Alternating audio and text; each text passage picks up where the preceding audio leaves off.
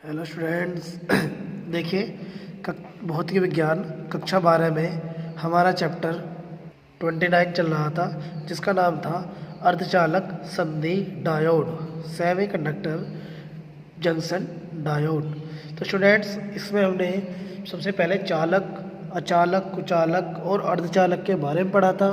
फिर हमने पढ़ा था कि अर्धचालक कितने प्रकार के होते हैं, और फिर उसके बाद हमने अर्धचालक जो होता है कितने प्रकार का होता है, अंत्य और बाह्य। फिर हमने पढ़ा था बाह्य अर्धचालक किसे कहते हैं। उस अर्धचालक से हमें एन टाइप और पी टाइप अर्धचालक थे, और पी टाइप और एन टाइप अर्धचालक से हमने एक संधि डायोड का निर्माण किया था, जिसे पी एन संधि डायोड कहा गया था।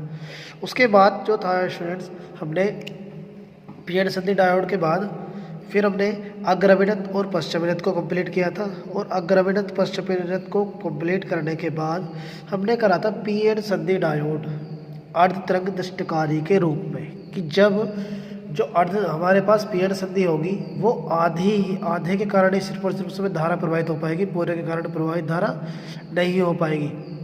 तो अब जो है स्टूडेंट्स, हम वो करने वाले हैं कि पूर्ण तरंग दृष्टिकारी के रूप में पी एन संधि डायोड, जो पी एन संधि डायोड है, आज हम करने वाले हैं पूर्ण तरंग दृष्टिकारी के रूप में। तो देखिए यहाँ पर मैंने पी एन संधि डायोड पूर्ण तरंग दृष्टिकारी के रूप में दर्शाया गया। उसकी मैंने डायग्राम यहाँ पर बनाया हुआ है, जिसके माध्यम से अगर आप इसका डायग्राम समझ पाते हैं तो फिर आपको चैप्टर का जो थ्योरी है उसे लिखने में या चैप्टर में कोई प्रॉब्लम नहीं आने वाली है, और ये बोर्ड एग्ज़ाम 2022 के लिए भी बहुत ज़्यादा इम्पोर्टेंट है।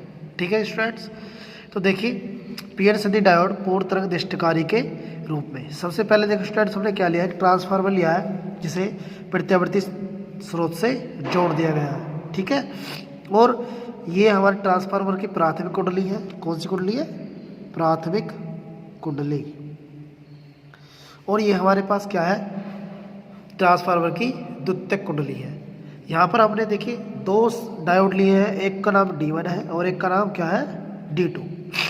ठीक है, इनके बीच में एक RL प्रतिरोध लगा हुआ है, जिसे हम लोड प्रतिरोध कहते हैं।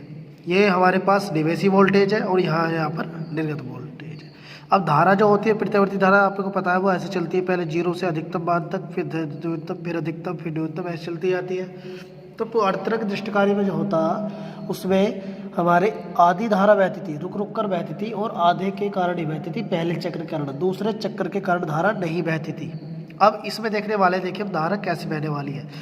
तो सबसे पहले हमने क्या करने वाला है, देखिए हमारे पास जो निवेशी वोल्टेज है उसके पहले अर्ध चक्र के दौरान, जो मैं आपको बोल रहा हूँ थ्योरी में आपको ऐसे ही लिखनी है और वही लिखनी है। देखिए निवेशी वोल्टेज के पहले अर्ध चक्र के दौरान जो द्वितीयक कुंडली का सिरा ए होता है वो धनात्मक, तथा द्वितीयक कुंडली का जो बी सिरा होता है उसे ऋणात्मक विभव दिया जाता है। जिसके कारण क्या होता है, जो हमारे पास पी एन संधि डायोड होता है, मतलब D1 डायोड होता है, वो अग्रविनत में होता है, और जो D2 डायोड होता है वो हमारा पश्चविनत में होता है। ठीक है स्टूडेंट, जिसके कारण जो होता है RL लोड प्रतिरोध में जो धारा बहती है वो पी एन संधि डायोड मतलब D1 डायोड के कारण बहती है। जो परिपथ में धारा बहेगी वो किसके कारण बहेगी, D1 के कारण बहता है, धारा बहती है। और RL लोड प्रतिरोध में भी M से N की ओर धारा D1 के कारण ही बहती है, जिसे तीरों द्वारा दर्शाया गया है। देख सकते हैं आप, तीरों द्वारा यहाँ पर बनाया गया है। क्लियर है सभी को? अब बात करते हैं दूसरे चक्र के दौरान। जब हमारे निवेशी वोल्टेज के दूसरा चक्र के दौरान क्या होता है कि जो हमारे इसका द्वितीयक कुंडली का ए सिरा होता है वो ऋणात्मक विभव पर होता है, और जो बी सिरा होता है वो धनात्मक विभव पर होता है। जिसके कारण क्या होता है, जो D2 सिरा है, D2 डायोड है हमारा, वो अग्रविनत होता है, और D1 किस में हो जाएगा, वो पश्चविनत होता है। तो जो परिपथ में इसमें धारा बहने वाली है वो किसके कारण बहने वाली है, D2 के कारण बहने वाली है। D2 के कारण बहने वाली है, क्योंकि D1 में धारा कितनी होगी, शून्य, क्योंकि जो पश्चविनत होता है उसमें धारा कितनी होती है, शून्य होती है। अब देखिए, तो जब इस परिपथ में धारा D2 के कारण बह रही है, तो जो लोड प्रतिरोध है उसे भी धारा किसके कारण बहेगी, D2 के कारण बहती है, जो इसकी दिशा M से N की ओर होती है। और आप देख सकते हैं उसे डेसित तीरों, मतलब डॉट डॉट वाले जो है तीर बनाए गए हैं, इसके द्वारा दर्शाया गया है। उसके बाद निर्गत वोल्टेज क्या होता है, निर्गत वोल्टेज को आप देख सकते हैं, उसके सिरे कैसे होते हैं। देखिए उसमें क्या होता है, उसके दोनों अर्धचक्रों के दौरान क्या करते हैं, धारा बहने लगती है और स्पंदन के रूप में बहती रहती है। इससे हमें स्टूडेंट ज्ञात होता है कि जो ये दोनों डिवेसी वोल्टेज हमारे पास, एक तो D1 और D2, ये अपने अपने चक्कर के दौरान क्या होते हैं, अपने अपने कुंडली का या अपने अपने सिरे को क्या करते हैं, दिष्टकरण कर देते हैं, जिसके कारण क्या होता है, एक बार D1 के कारण और एक बार D2 के कारण जो हमारे पास ये प्रतिरोध है, ये हमारे पास परिपथ है, इसके अंदर धारा बहने लगती है। क्लियर सभी का स्टूडेंट ये बोर्ड एग्ज़ाम 2022 के लिए बहुत ज़्यादा इंपॉर्टेंट है और आपको ये तैयार भी करना है। मैं आपको एक बार फिर से समझा देता हूँ। देखिए हमें करना क्या है इसमें। हमने चित्र में पी एन सदी डायोड पूर्ण तरंग दृष्टिकारी के रूप में दर्शाया गया है, ठीक है। उसमें क्या होता है, हमने एक प्रत्यावर्ती स्रोत लिया हुआ है जिसको ट्रांसफार्मर की प्राथमिक कुंडली से जोड़ दिया गया है।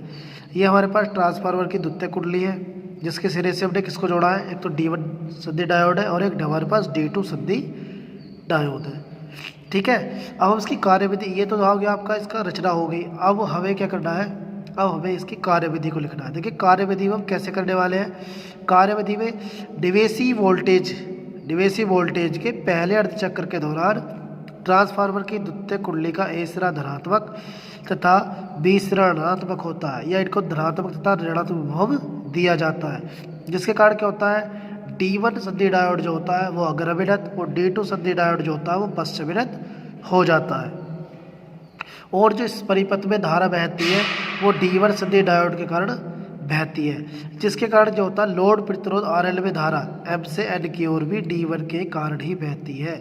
और D2 जो होता है, D2 सदी डायोड पर धारा कितनी होती है, 0 होती है। क्लियर है सभी को।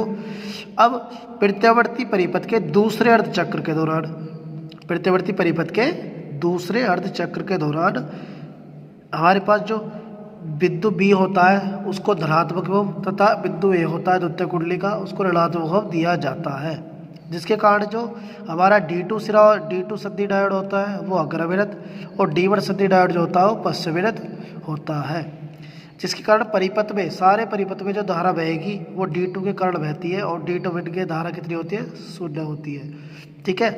जब D1 में धारा बही थी तो देखो इसे तीरों द्वारा दर्शाया गया था और RL में भी धारा, लोड प्रतिरोध में भी धारा D1 के कारण बही थी, लेकिन अब D2 के कारण धारा बह रही है तो लोड प्रतिरोध RL में भी धारा जो D2 के कारण ही बहेगी और इसे डे से तीरों द्वारा हमने दर्शाया हुआ है।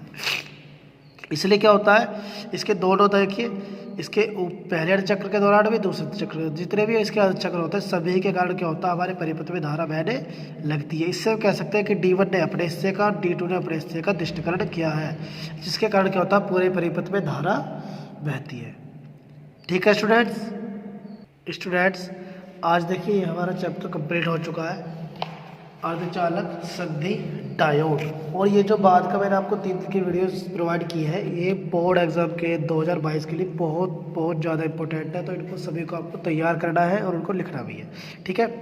उसके बाद देखिए कुछ टॉपिक्स बुक में ऐसे हैं जो आते तो नहीं है लेकिन फिर भी आपको थोड़ा बहुत नॉलेज के लिए पढ़ने चाहिए, तो मैं आपको बता देता हूँ कि आपको घर से आज क्या क्या पढ़ना है। देखिए पहला है विशिष्ट प्रयोजन, जो पी एन सदी डायोड का दिखाया गया है, जैसे कि जेनर डायोड और जेनर डायोड का निर्माण। ये बच्चों बोर्ड एग्जाम में तो आता नहीं है लेकिन फिर भी आपको ये पढ़ना है, घर से पढ़ना है जितना आप इसे पढ़ सकते हैं, ठीक है। उसके बाद जो है ये है हमारे पास ऑटो इलेक्ट्रॉनिक संधि युक्तियाँ, जिसमें प्रकाश उत्सर्ग डायोड है, इसमें एलईडी है, ठीक है।